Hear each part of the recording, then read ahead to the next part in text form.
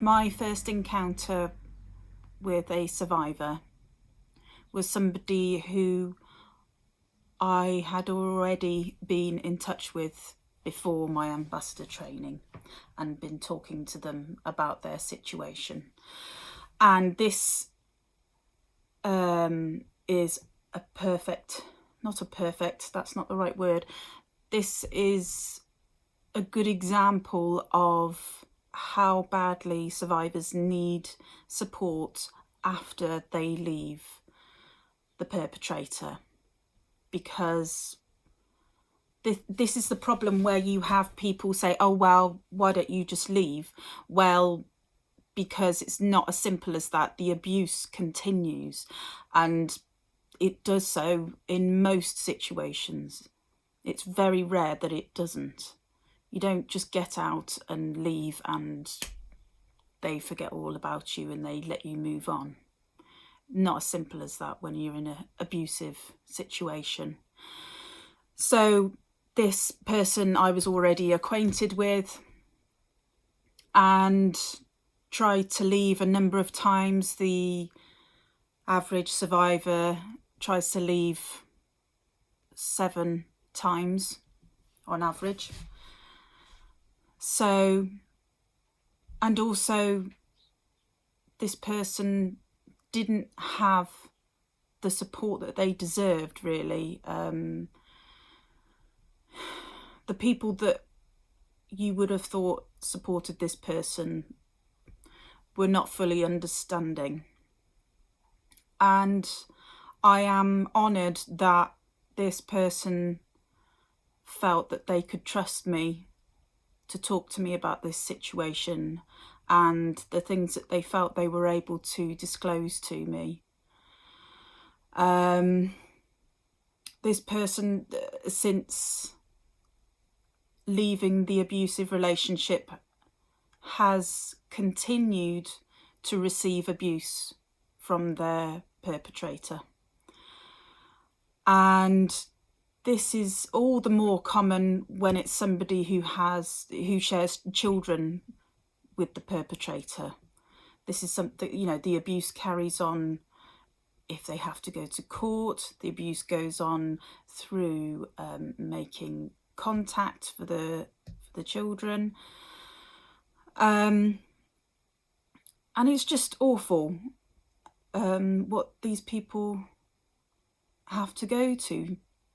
You want to move on and better your life without this person, and the only thing that you still share is a child, and that child is being used as an excuse to carry on that abuse and that control.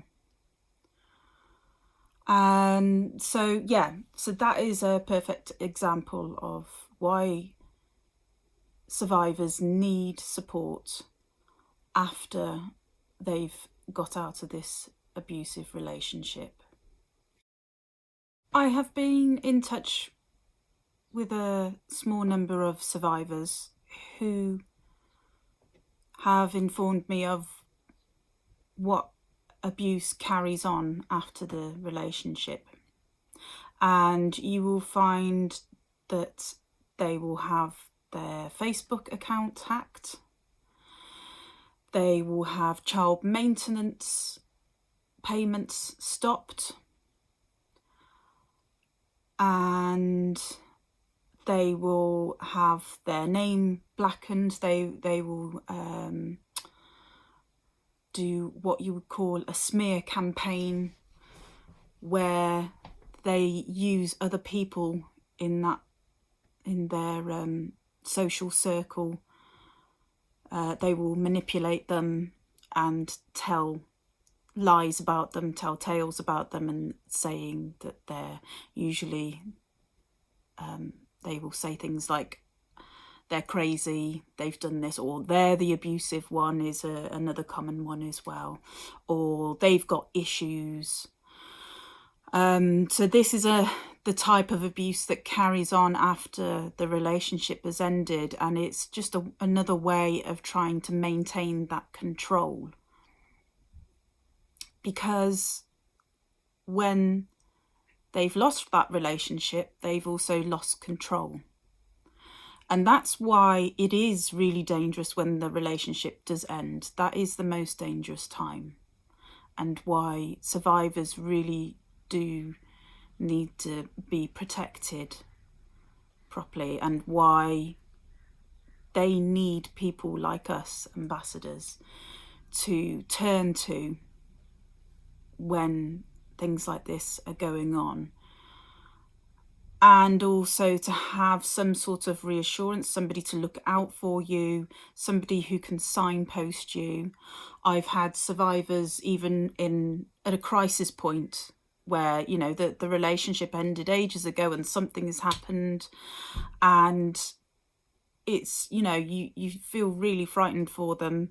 And if ever I've not been sure on what advice to give, I have a group of other ambassadors that I know I can contact and ask them for their advice as well, which is also confidential.